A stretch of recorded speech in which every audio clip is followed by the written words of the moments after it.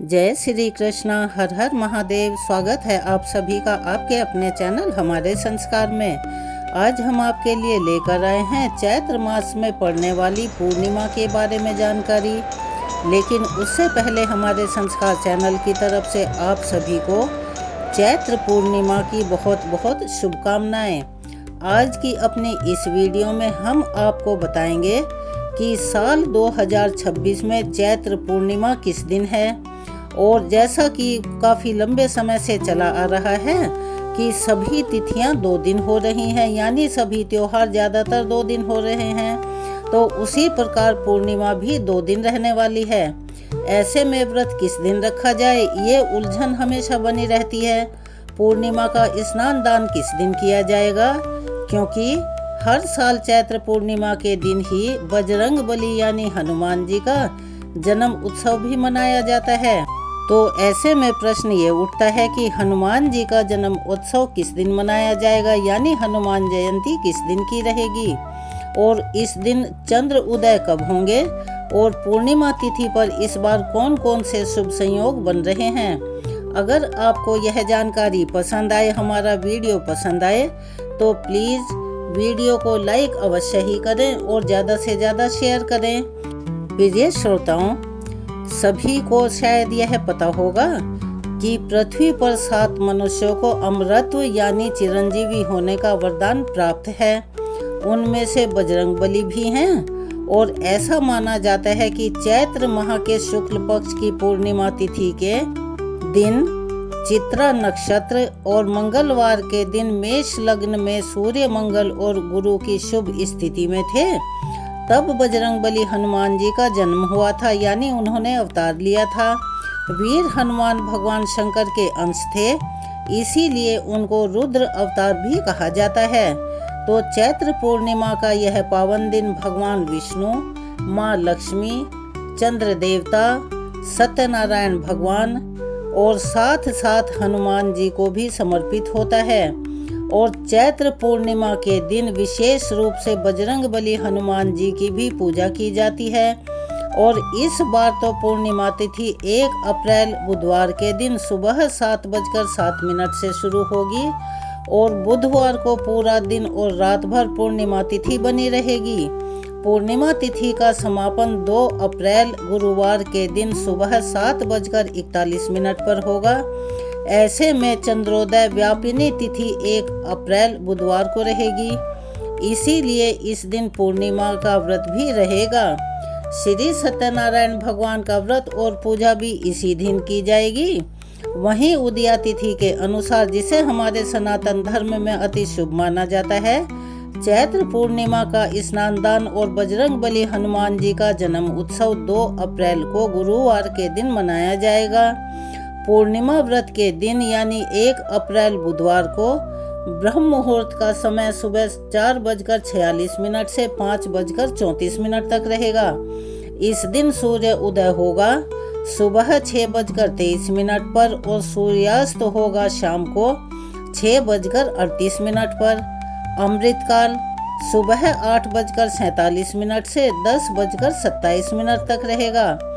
और राहु काल, जिसे बिल्कुल भी शुभ नहीं माना जाता, इसमें सभी शुभ कार्यों और मांगलिक कार्यों को करने की मनाही की जाती है, क्योंकि अगर कोई जिद के वश या किसी भी कारण से कोई शुभ काम करता है तो उसके परिणाम शुभ नहीं होते और उसमें हमेशा रुकावट आती है। यहाँ तक कहा जाता है कि इस समय में अगर कोई काम हमने पहले से शुरू किया हुआ है और उसे भी हम करते हैं तो उसमें भी रुकावट आ जाती है।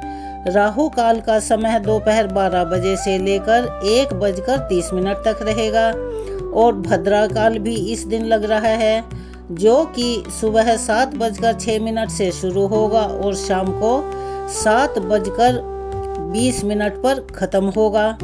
भद्रा का वास इस बार पाताल लोक में रहेगा, तो चिंता करने की जरूरत नहीं है, जिस कारण से पृथ्वी लोक पर यह भद्रा अशुभ नहीं मानी जाएगी। लेकिन फिर भी पूजा करते हुए भद्रा के 12 नामों का स्मरण यानी जाप सच्चे मन से करने पर भद्रा का दोष नहीं लगता, चाहे वो मृत्युलोक में भी क्यों ना हो। भद्रा के अशुभ प्रभावों से बचा जा सकता है और 1 अप्रैल बुधवार को प्रातः काल पूजा का मुहूर्त रहेगा सुबह 5:02 से 6:11 तक, और शाम की पूजा जिसमें गोधूली मुहूर्त शाम को 6:38 से 7:01 तक रहेगा। तो आप इसमें निसंकोच होकर पूजा कर सकते हैं, क्योंकि पूर्णिमा का व्रत बिना चंद्र देवता की पूजा के पूर्ण नहीं होता, अधूरा माना जाता है।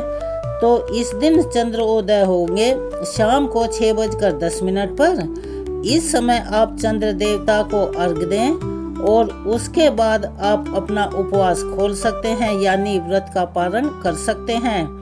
आसमान में अगर बादल हों, चंद्रमा दिखाई ना दें, तो आप भगवान शिव के मस्तक पर विराजमान चंद्र देवता का पूजन करके भी अपना व्रत खोल सकते हैं। और अगर वो भी संभव ना हो तो आप एक कपड़े पर चावल निर्मित चंद्र देवता की आकृति को देखकर भी अपना व्रत खोल सकते हैं। 2 अप्रैल गुरुवार के दिन ब्रह्म मुहूर्त सुबह रहेगा 4:45 से 5:33 तक।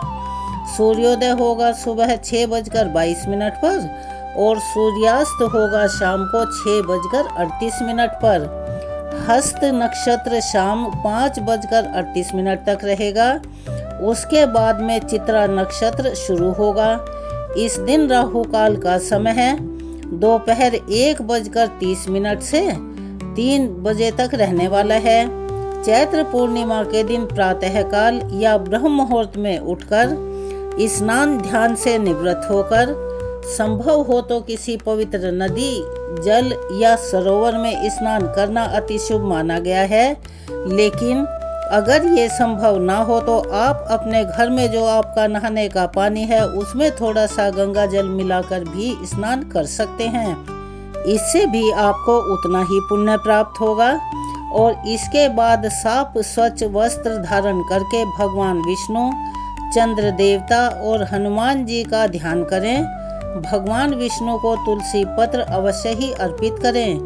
हनुमान जी को सिंदूर, चमेली का तेल, गुड़ और चने का भोग लगाएं और इन सब के साथ तुलसी पत्र भी हनुमान जी के भोग में रखें।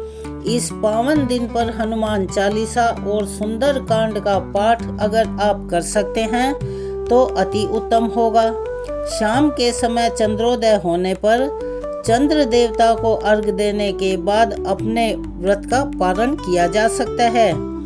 दिन के समय श्री सत्यनारायण भगवान की कथा का श्रवण करना, दूसरों को सुनाना या पढ़ना अति शुभ माना जाता है।